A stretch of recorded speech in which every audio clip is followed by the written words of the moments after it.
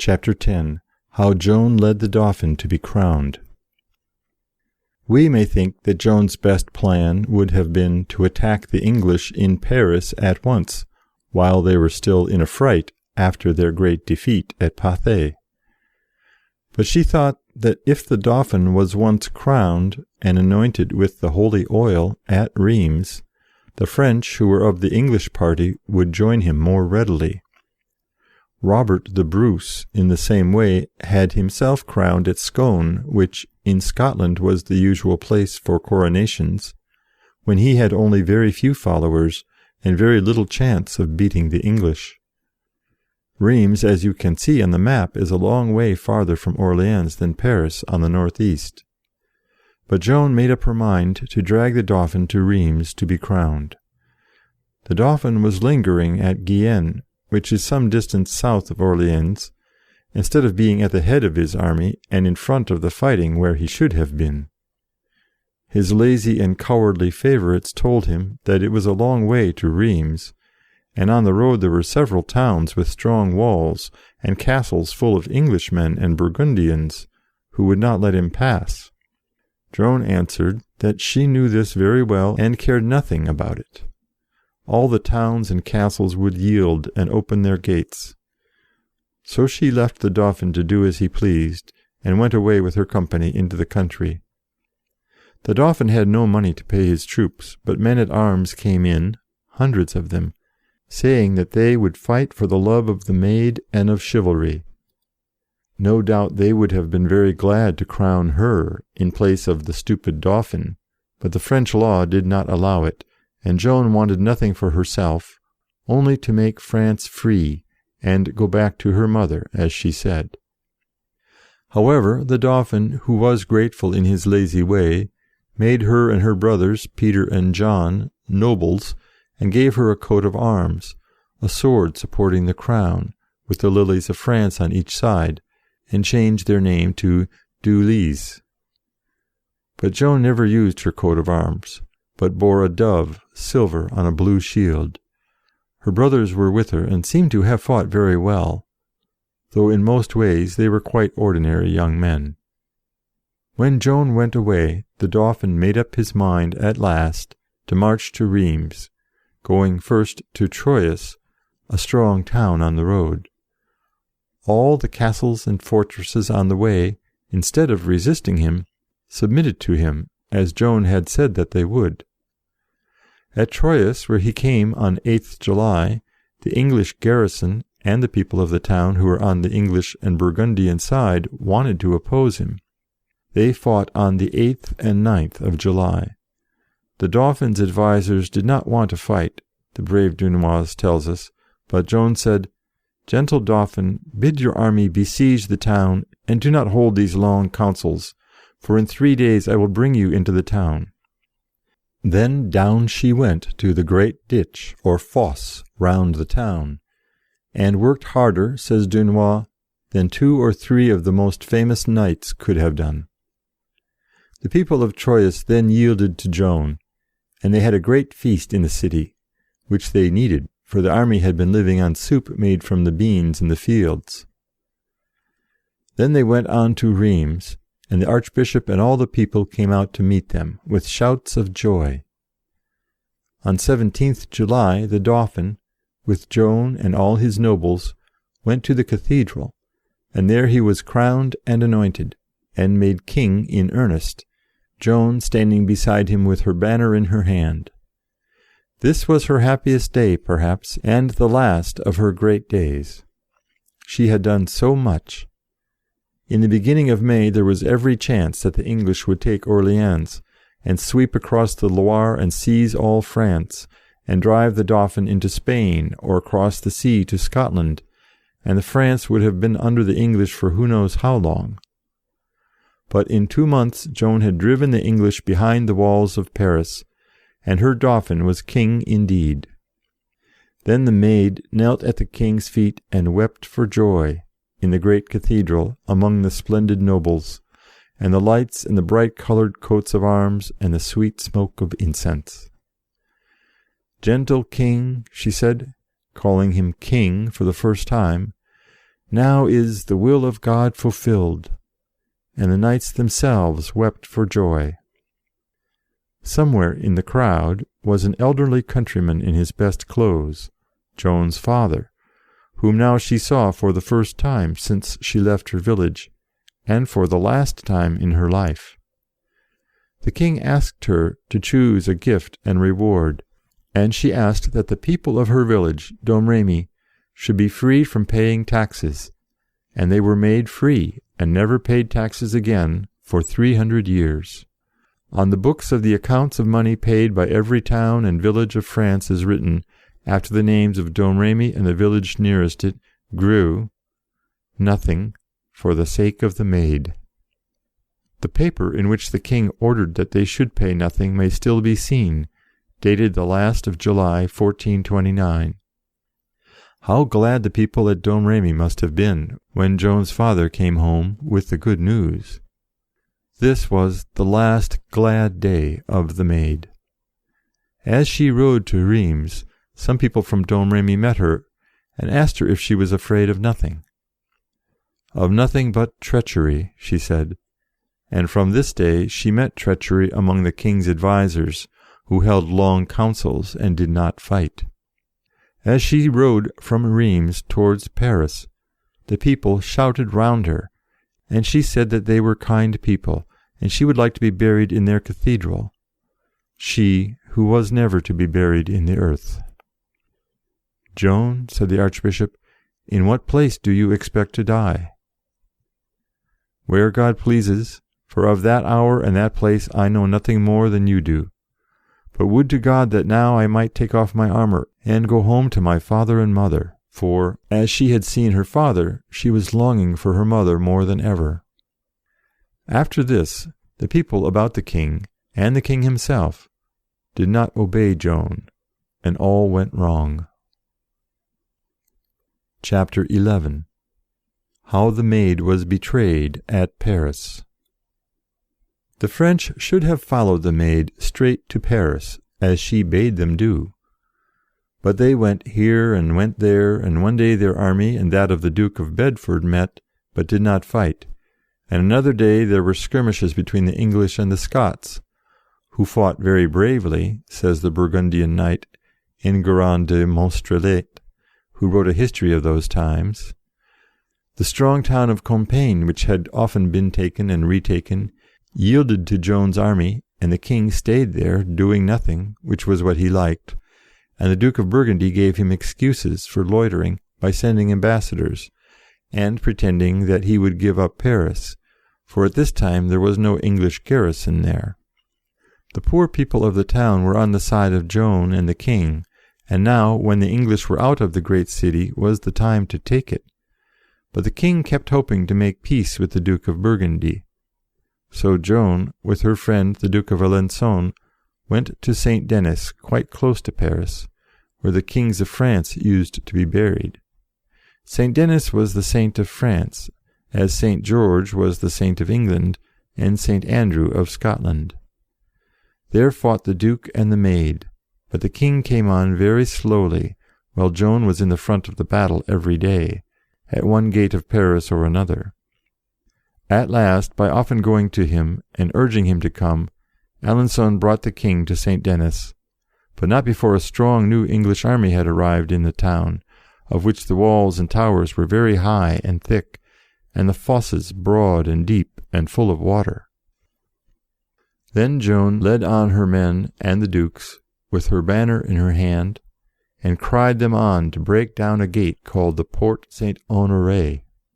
Percival de Cagny, who rode under the standard of Alençon, was in the battle, and he says, "The fight was long and fierce, and it was wonderful to hear the noise of guns and culverins from the walls, and to see the arrows fly like clouds.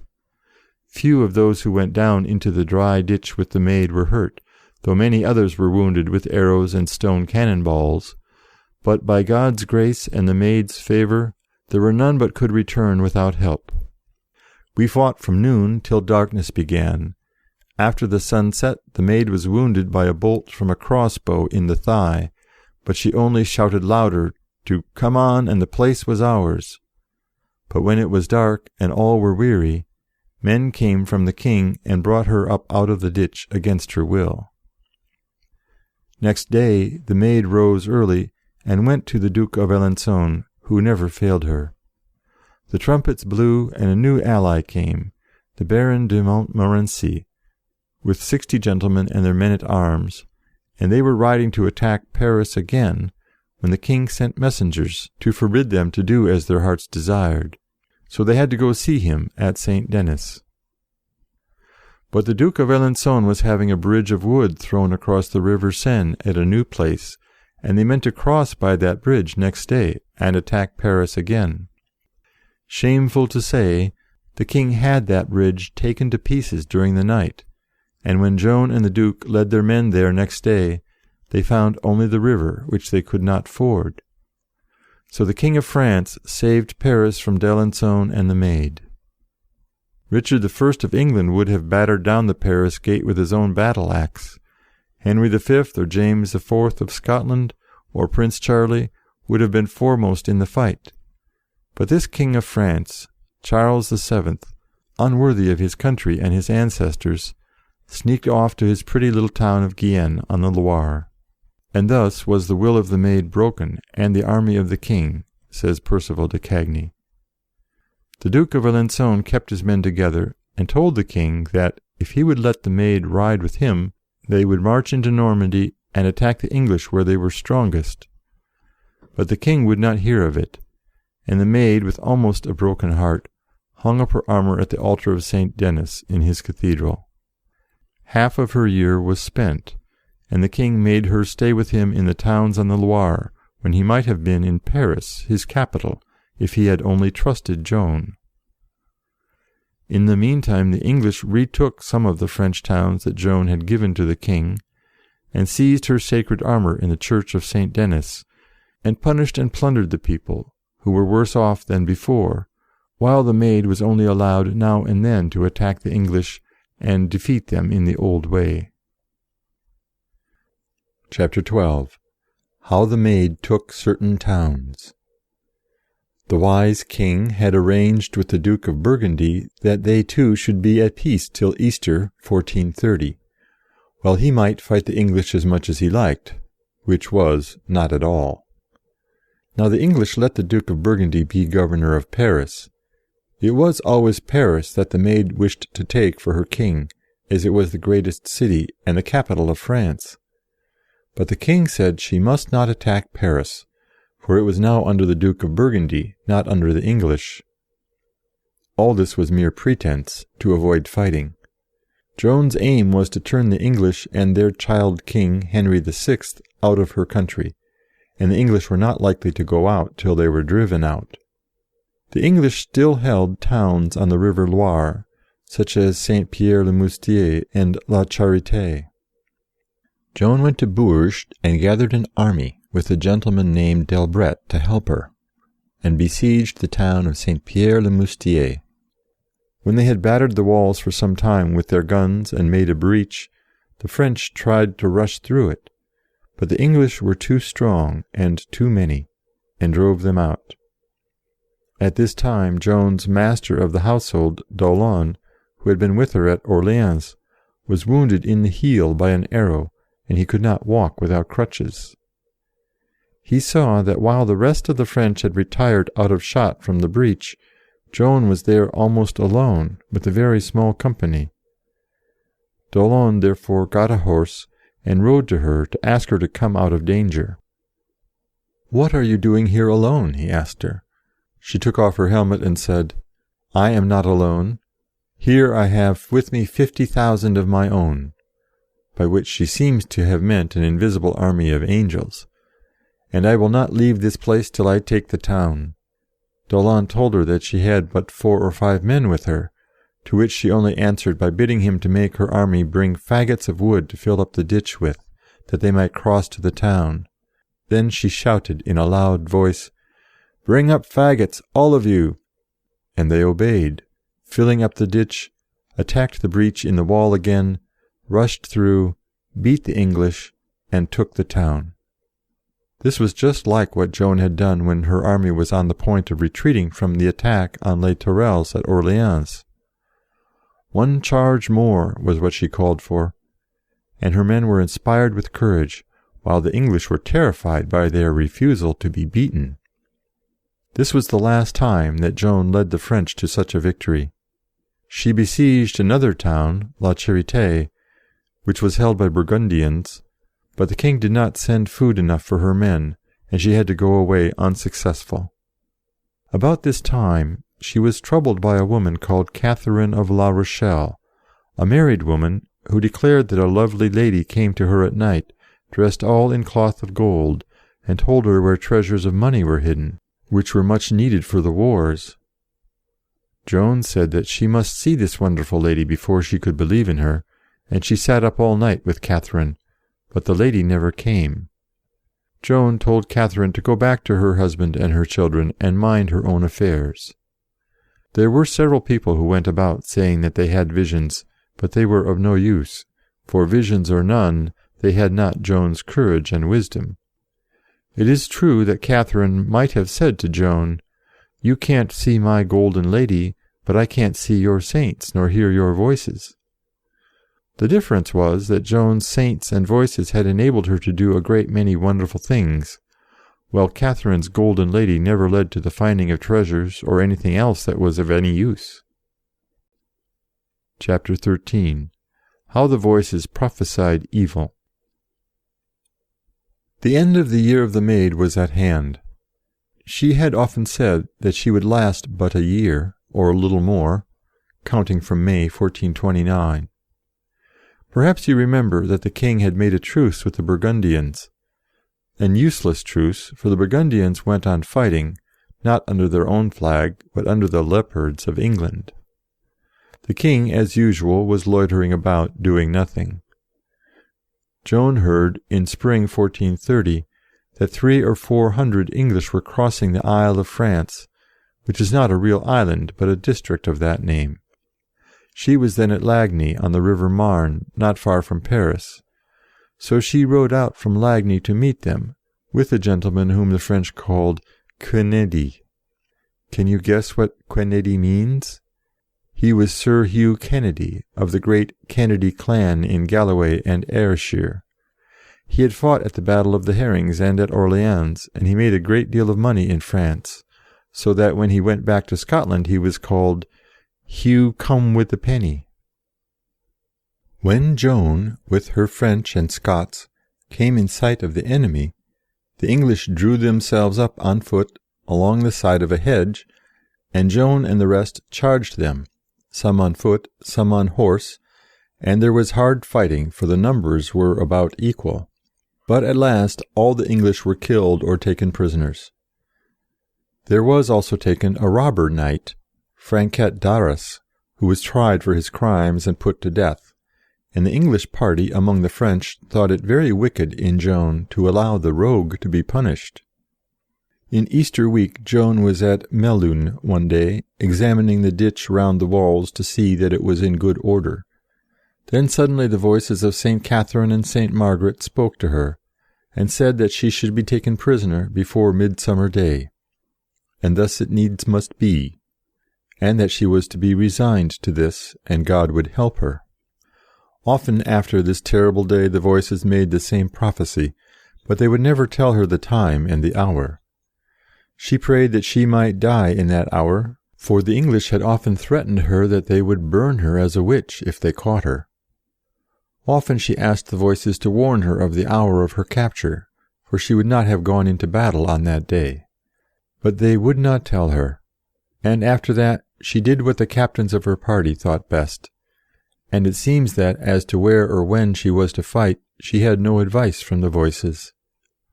But she fought on as bravely as ever, and this was the bravest thing that ever was done by anyone. For it was not as if the voices had said that she should be killed in battle, of which she had no fear, but they said she was to be captured, and she knew that meant she was to be burned alive.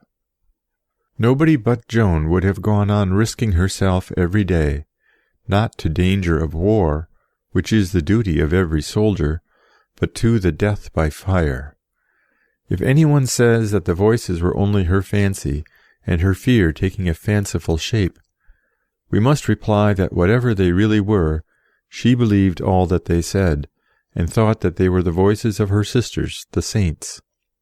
Thus the end of Joan was the most glorious thing in her glorious life, for many could be brave enough when the saints prophesied victory, but only she could give her body to be burned for her country. End of chapter 13. Chapter 14. How the Maid was taken. We have heard how the town of Compiègne came over to Joan and the king after the coronation at Reims. The city had often been taken and retaken and held by both sides, but now they made up their minds that, come what might, they would be true to France, and now, in May, the English and Burgundians besieged Compiègne with a very large army. Joan, who was at Lagny, heard of this, and she made up her mind to help the good and loyal town, or perish with it. She first tried to cut the roads that the Duke of Burgundy used for his soldiers and supplies of food, but she failed to take Soissons and Pont-l'Evêque, and so shut the Duke off from his bridges over the rivers. So she rode into Compiègne under cloud of night, with her brother Pierre and 200 or 300 men. This was before dawn on May 23rd. The town of Compiègne is on the left bank of the river Oise. Behind the town was a forest, through which Joan rode, and got into the town, to the great joy of the people. From Compiègne to the right bank of the Oise, where the English and Burgundians had their camps, there was a long bridge, fortified, that led to a great level meadow, about a mile broad. In wet weather the meadow was often under water from the flooded river, so a causeway, or raised road, was built across it, high and dry. At the end of the causeway, farthest from Compiègne, was the village of Marny, with the steeple of its church, and here a part of the Burgundian army was encamped. 2 miles and a half farther on was the village of Clairoy, where lay another part of the Burgundian force. About 1.5 miles to the left of the causeway was the village of Venette, which was held by the English, and about 3 miles off was Coudun, where the Duke of Burgundy himself had his quarters. There were very large forces in front and on the side of the only road by which Joan could get at them, with her own men, only 300 probably, and any of the townspeople who liked to follow her on foot, with clubs and scythes and such weapons. Thus it was really a very rash thing of Joan to lead so few men, by such a narrow road, to attack the nearest Burgundians, those at Marny, at the end of the causeway. The other Burgundians farther off, and the English from Venette quite near and on Joan's left flank, would certainly come up to attack her, and help their friends at Marny. She would be surrounded on all sides and cut off, for the garrison of Compiègne stayed in the town under their general de Flavy, who was a great ruffian, but a brave man and loyal to France. Why Joan, about 5 o'clock in the evening on May 23rd, rode out with her little force, crossed the bridge, galloped down the causeway, and rode through and through the Burgundians at Marny, we do not know. Her voices seem to have ceased to give her advice, only saying that she would certainly be captured. Perhaps she only meant to take Marny, though now it is not easy to understand how she expected to hold it, when the whole Burgundian and English armies came up to recover it, as they would certainly do. If she aimed at more, her charge was very brave, but very ill-judged. Joan said that her voices did not tell her to make her desperate sally. It was her own idea. Nearly 70 years afterwards, 2 very old men said that when they were young at Compiègne, they heard Joan tell a crowd of children before she rode out that, "I am betrayed, and soon will be delivered to death. Pray God for me, for I shall never again be able to help France and the King." One of the men was 98, So he would be quite 28 when he heard Joan say this, if he really did hear her.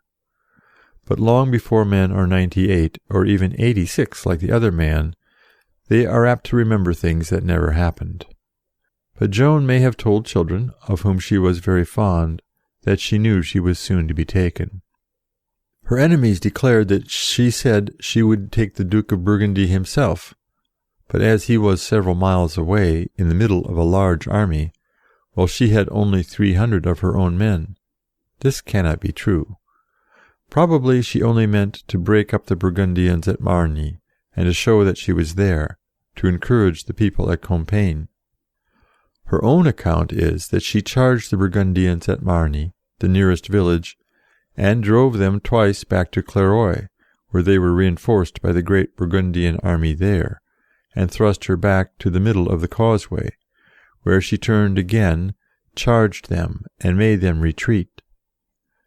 But then the English came up from Vinette, on her flank, and came between her and the bridge of Compiègne, and she leaped her horse off the raised causeway into the meadow, where she was surrounded, and pulled off her horse and taken, though she would not surrender.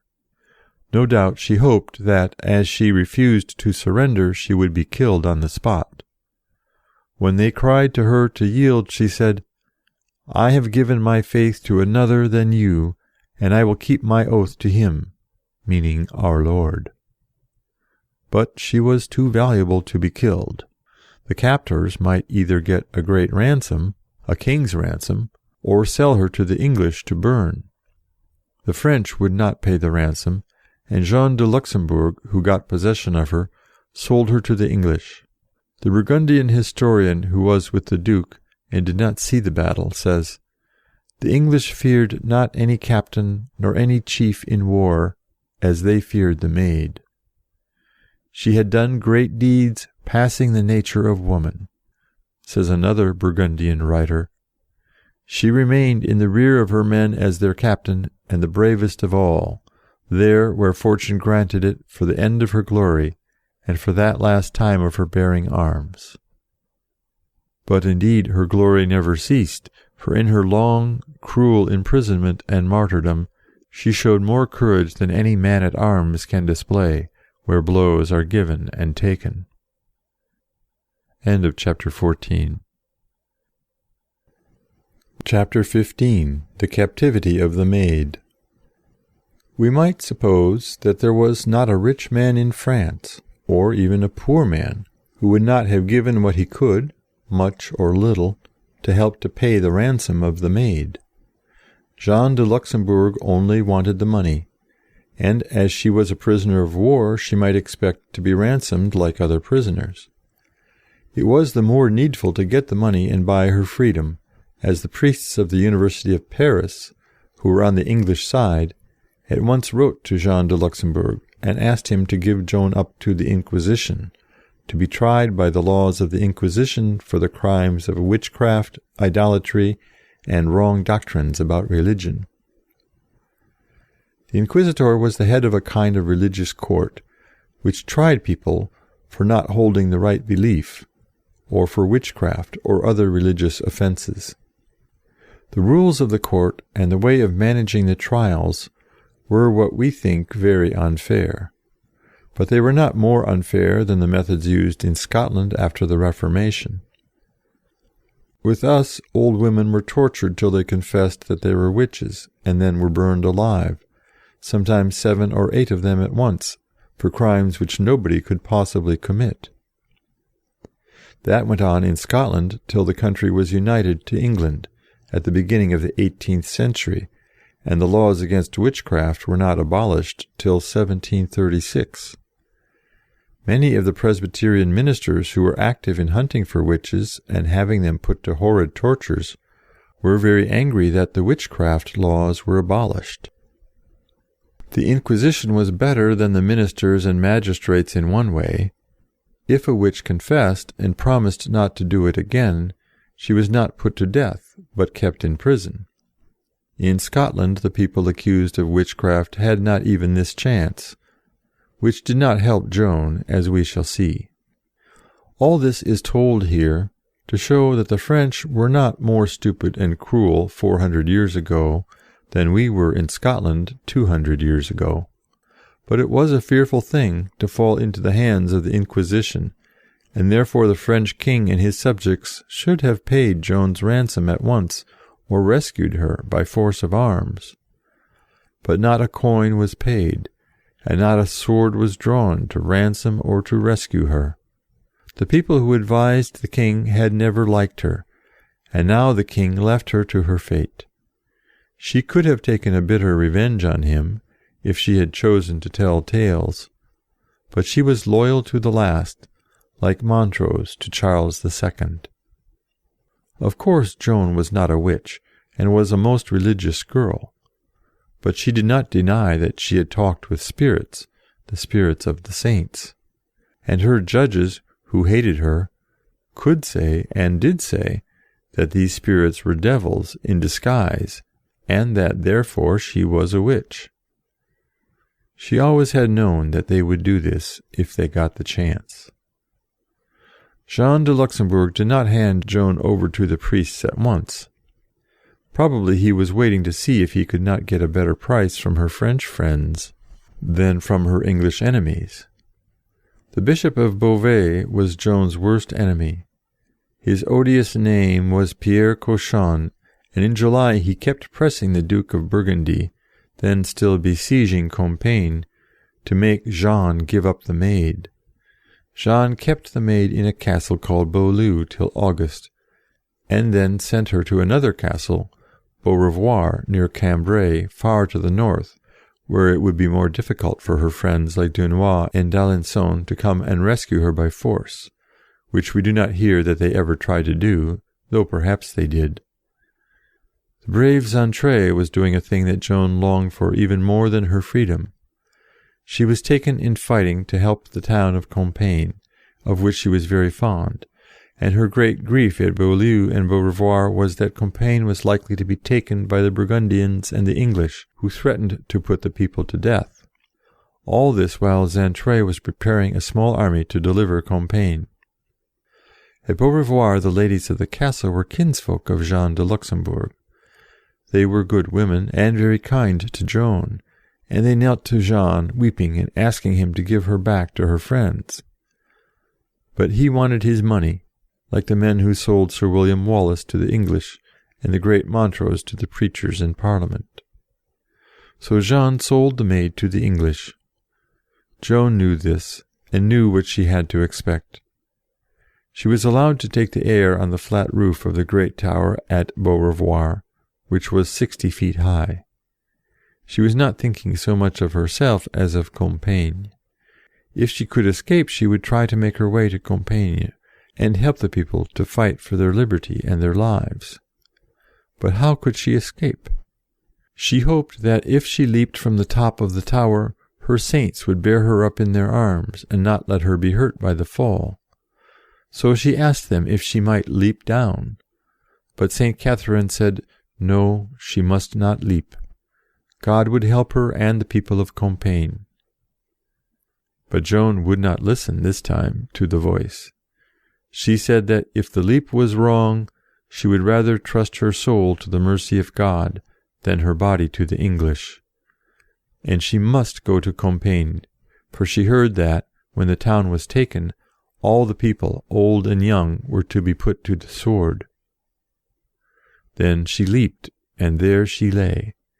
She was not hurt, not a bone of her was broken, which is an extraordinary thing, but she could not move a limb. The people of the castle came and took her back to her prison room. She did not know what had happened, and for 3 days she ate nothing. Then her memory came back to her and to her sorrows. Why was she not allowed to die? St. Catherine told her that she had sinned and must confess and ask the divine mercy. But she was to go through with her appointed task. Take no care for thy torment, said the voice. Thence shalt thou come into paradise. Moreover, St. Catherine promised that Compiègne should be rescued before Martinmas. That was the last good news, and the last happy thing that came to Joan in the days of her life. For just before Martinmas, her friend Pothon de Xaintrailles rode with his men-at-arms through the forest of Compiègne, whilst others of the French attacked the English and Burgundians on the farther side of the Oise. And so the saint kept her promise, and Compiègne was saved. Chapter 16. The Trial of the Maid.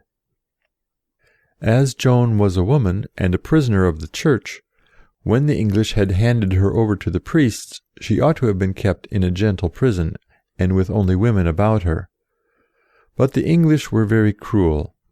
They had a kind of cage made, called a huche, and put in a strong room in the castle of Rouen. In this cage they kept Joan, with chains on her legs, which were fastened to a strong post or beam of the bed. 5 common soldiers kept watch in the room, day and night. The eyes of men were always on the most modest of girls. We see how much they feared her. They wished to have her proved a witch, and one who dealt with devils, to take away the shame of having been defeated by a girl, and also to disgrace the French king by making the world believe he had been helped by a sorceress and her evil spirits.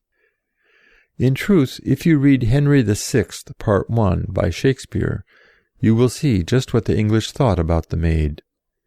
Shakespeare, of course, did not know the true story of Joan, and he makes her say abominable things, which not even her enemies brought up against her at her trial. If Shakespeare wrote the play, he did not care a penny for the truth of the story. He sends Joan to Bordeaux, where she never was in her life, and makes fiends, that is, her saints, appear to her and show that they will help her no longer. So she offers her very soul as a sacrifice for the sake of France. Quote, "Then take my soul, my body, soul and all, before that England give the French the foil." Unquote. Later she turns on the English and says what she might have said with truth. Quote, "I never had to do with wicked spirits, but you that are polluted with your lusts, stained with the guiltless blood of innocence, corrupt and tainted with 1,000 vices, because you want the grace that others have, you judge it straight a thing impossible to compass wonders but by help of devils." Unquote. The English had devils on their own side, the cruel priests and Bishop Cauchon, whom they had promised to make Archbishop of Rouen, but he never got it. For 3 months these people examined Joan every day, sometimes all shouting at her at once, so that she said, "Gentlemen, if you please, one at a time." She had no advocate, who knew the law, to help her to defend herself. But once, when she appealed to the Council of Basel, a council of the Church which was then sitting, they bade her be silent, and told the clerk who took down everything in writing, in French, not to write down her appeal. There is nothing about this in the Latin book of the trial, translated from the French, but in the French copy made in court, you can see the place where the clerk's pen has stopped at the words, "and she appeals," et requiert in French. He was going to write the rest. Now, she had a right to appeal, and as the clergy at the Council of Basel were of many countries, they would not have taken the English side, but pronounced Joan innocent. The bishops and clergy of the loyal French party at Poitiers, before she went to the war, had declared her innocent and a thing of God, after a long examination of her life up till April 1429. Joan often asked her judges to send for the Poitiers book, where they would find answers to their questions about her early days. But they vexed her about everything, even about the fairy tree on which the children used to hang their garlands. Their notion seems to have been that the fairies were her helpers, not the saints, and that the fairies were evil spirits. Joan had shown that in war and politics she was wiser than the soldiers and statesmen. She went straight at the work to be done, to beat the English and to keep attacking them before they got back their confidence. At her trial she showed that she was far wiser than the learned priests. They tried to prove that she was helped by fairies. She said that she did not believe there were any fairies, and though I would not say that there are none, there certainly are not so many, or so busy and powerful as the priests supposed.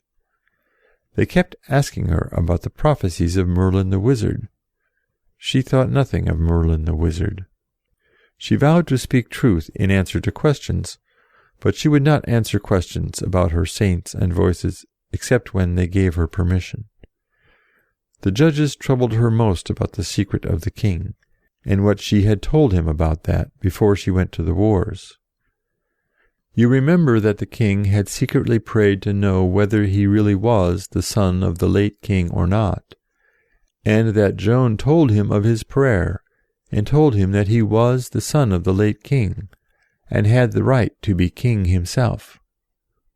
But she would tell the judges nothing about all this matter. If she had, the English would have cried everywhere, "You see, he is not certain himself that he is what he pretends to be. Our King of England is the only King of France." Joan would not betray her king's doubts. She never would tell what happened. At last she told a simple parable. An angel came with a rich crown for the king, but later she explained that by the angel she meant herself, and that by the crown she meant her having him crowned at Rheims. They never could get the king's secret out of her. At last they said they would put her to the torture. They took her to a horrible vault full of abominable instruments for pinching and tearing and roasting and screwing the bodies of men. There stood the executioner with his arms bare and his fire lit and all his pincers and ropes and pulleys ready. "Now will you tell us?" they said. Brave men had turned faint with terror in that vault, and had said anything that they were asked to say, rather than face the pain. There was a marshal of France, Gilles de Rais, a nobleman who fought besides Joan at Orleans, at Les Tourelles, at Jargeau, at Pathay, and at Paris, and who carried the sacred vessel which the angel brought, long ago, with holy oil, at the king's coronation. Later this man was accused by the Inquisition of the most horrible crimes. Among other things, he was said to have sacrificed children to the devil, and to have killed hundreds of little boys for his own amusement. But the hundreds of little boys were not proved to be missing, and none of their remains were ever found. Gilles de Rais denied these horrible charges. He said that he was innocent, and for all we know, he was. But they took him to the torture vault, and showed him the engines of torment. And he confessed everything, so that he might be put to death without torture, which was done. Joan did not fear and turn faint. She said, "Torture me if you please, tear my body to pieces. Whatever I say in my pains will not be true, and as soon as I am released I will deny that it was true. Now go on." Many priests wished to go on, but more, even of these cruel enemies, said no, they would not torture the girl. "What a brave lass! Pity she is not English," one of the English lords said, when he saw Joan standing up against the crowd of priests and lawyers. Remember that for 6 weeks, during Lent, Joan took no food all day. There she stood, starving and answering everybody, always bravely, always courteously, always wisely, and sometimes even merrily.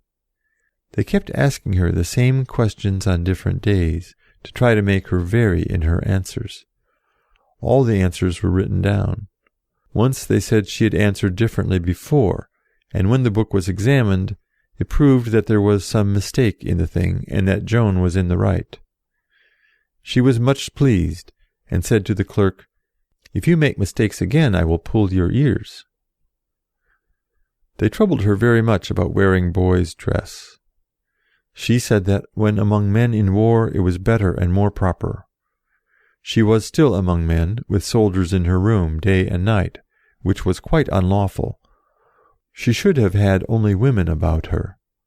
She would not put on women's dress while she was among men, and was quite in the right. She could hear her voices in court, but not clearly on account of the noise. Once I suppose she heard them, for she suddenly said in the middle of an answer to a question about the letters which were written for her when she was in the wars, "Before 7 years are past, the English will lose a greater stake than they have lost at Orleans. They will lose everything in France." Before the 7 years were out, they lost Paris, a much greater stake than Orleans, as Paris was the chief town and the largest. They went on losing till they lost everything in France, even all that they had held for hundreds of years. The judges insisted that she should submit to the Church. Joan asked nothing better. "Take me to the Pope, and I will answer him, for I know and believe that we should obey our Holy Father, the Pope, who is in Rome." Or she would answer the council of the whole Church at Basel, but, as I said, the Bishop Cauchon stopped the clerk when he was writing down the words. The judges said, "We are the Church. Answer us and obey us." But, of course, they were not the Church. They were only a set of disloyal French priests who sided against their own country and helped the English. End of chapter 16. Chapter 17. How the Priests Betrayed the Maid. At last, on May 24th, 1431, they determined to force her to acknowledge herself in the wrong, and to deny her saints. On that day they took her to the graveyard of the church of St. Ouen. 2 platforms had been built. On one stood the wretched Cauchon with his gang. Joan was placed on the other. There was also a stake with faggots for burning Joan. They had ready 2 written papers. On one it was written that Joan would submit to them and wear woman's dress. On the other was a long statement that her saints were evil spirits and that she had done all sorts of wrong things. She was told that if she would sign the short paper and wear woman's dress, she would be put in gentle prison with women about her instead of English soldiers. Seeing the fire ready, Joan repeated the short form of the words, and made her mark, smiling, on the piece of paper that they gave her. But it was the paper with the long speech, accusing her of crimes and denying her saints. This is what we are told, but later she showed that she thought she had denied her saints, so it is not easy to be quite sure of what happened. It is certain that Cauchon broke his word. She was not taken away from her cruel prison and the English soldiers as was promised. She was given woman's dress, but as they were determined to make her relapse, that is, return to the sin of wearing man's dress, for then they could burn her, they put her boy's dress in her room, and so acted that she was obliged to put it on. It is a horrid story, not fit to be told, of cruelty and falseness. "Now we have her," said Cauchon to an Englishman. They went to her and asked her if the voices had come to her again. Yes. What did they say? St. Catherine and St. Margaret told me that I had done very wrong, when I said what I did to save my life, and that I was damning myself to save my life. Then you believe that the voices were the voices of the saints? Yes, I believe that, and that the voices come from God. And she said that she did not mean ever to have denied it. On the day of her burning, the bishop and the rest went to Joan again, and wrote out a statement that she left it to the Church to say whether her voices were good or bad. The Church has decided that they were good, and has given Joan the title of Venerable, which is the first step towards proclaiming her to be one of the saints. Whatever the voices were, she said they were real, not fancied things. But this paper does not count, for the clerk who took all the notes refused to go with the bishop to see Joan that time, saying that it was no part of the law, and that they went as private men, not as judges, and he had the courage not to sign the paper. He was an honest man, and thought Joan a good girl, unlawfully treated, and was very sorry for her. He never wept so much for any sorrow in all his life, and for a month he could not be quiet for sorrow, and he bought a book of prayers and prayed for the soul of the maid. This honest man's name was Gilbert Mansion. End of chapter 17. Chapter 18. The end of the maid.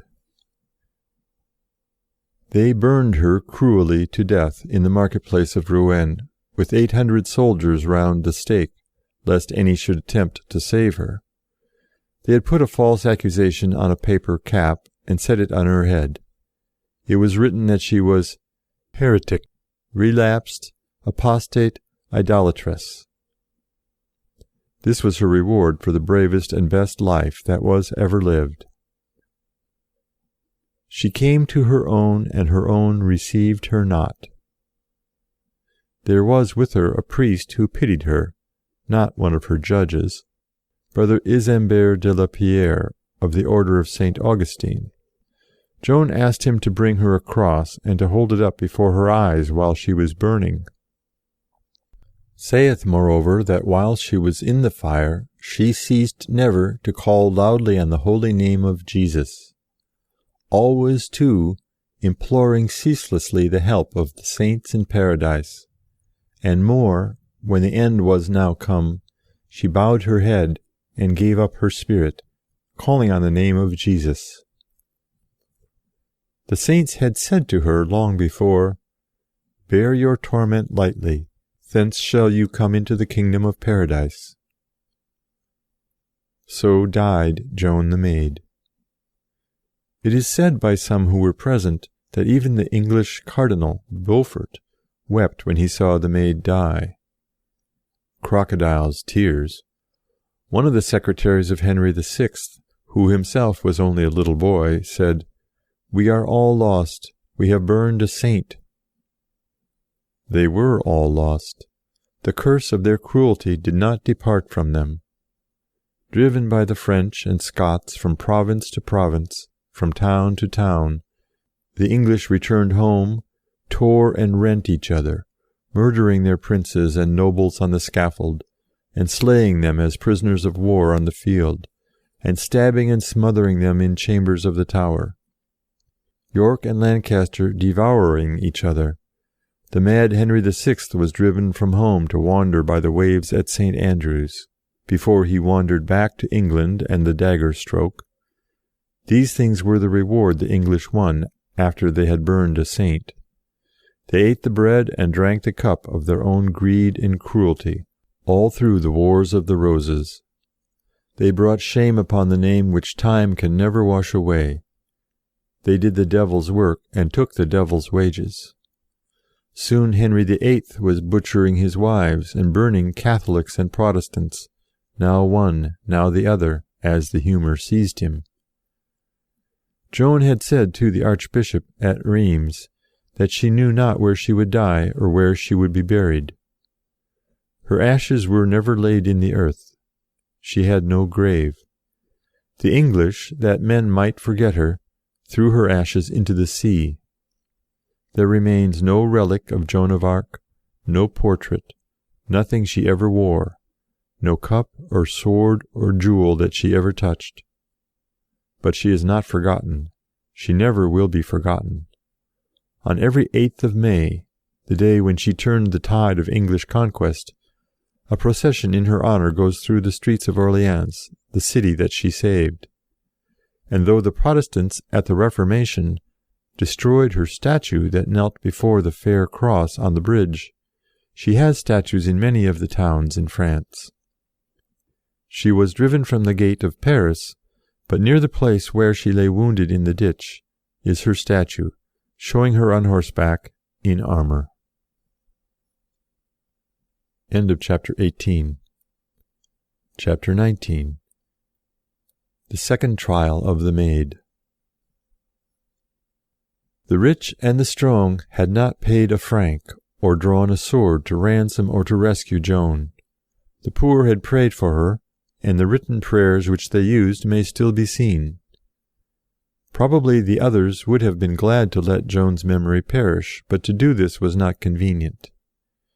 If Joan had been a witch, a heretic, an impostor, an apostate, as was declared in her condemnation, then the king had won his battles by the help of a heretic and a witch.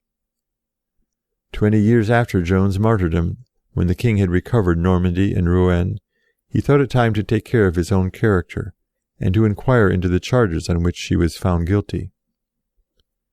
It is fair to say that he could not do this properly till he was master of Rouen, the place at which she was tried. Some of the people concerned were asked questions, such as the good clerk Manchon and Beaupère, one of the judges. He was a man of some sense. He did not think that Joan was a witch, but that she was a fanciful girl, who thought that she saw saints and heard voices, when she neither saw nor heard anything. Many mad people hear voices which are also mad. Joan's voices were perfectly sane and wise, and told her things that she could not have known of herself. Not much came of this examination, but 2 years later, Joan's mother and brothers prayed for a new trial to clear the character of the family. It is the most extraordinary thing that up to this year, 1452, Joan's brothers and cousins seem to have been living on the best terms with the woman who pretended to be Joan, and said that she had not been burned but had escaped. This was a jolly kind of woman, fond of eating and drinking and playing tennis. Why Joan's brothers and cousins continued to be friendly with her, after the king found her out, because she did not know his secret, is the greatest of puzzles, for she was a detected impostor, and no money could be got from the connection with her.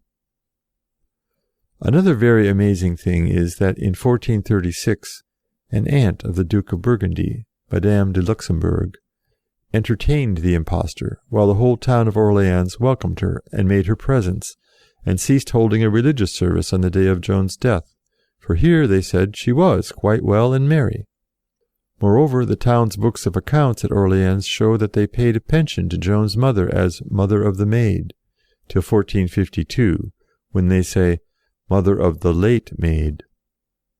For now, as Joan's family were trying to have her character cleared, they admitted that she was dead, burned to death in 1431, as, of course, she really was. There are not many things more curious than this story of the false maid. However, at last Joan's family gave up the impostor, and 5 years later she was imprisoned and let out again, and that is the last we hear of her. The new trial lingered on, was begun and put off, and begun again in 1455. Cauchon was dead by this time. Nothing could be done to him. Scores of witnesses came and told the stories given at the beginning of this book, showing how Joan was the best and most religious of girls, and very kind to people even more poor than herself, and very industrious in knitting and sewing and helping her mother. Everyone who was still alive that had known her in the wars came, like d'Alençon and Dunois and d'Aulon and her confessor, and many others came, and told about Joan in the wars, how brave she was and modest, and the stories of what she had suffered in prison and about the unfairness of her trial were repeated.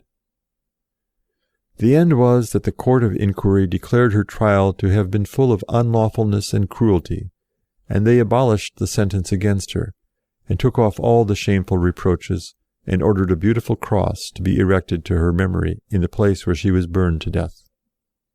So here ends the story of the life and death of Joan the Maid.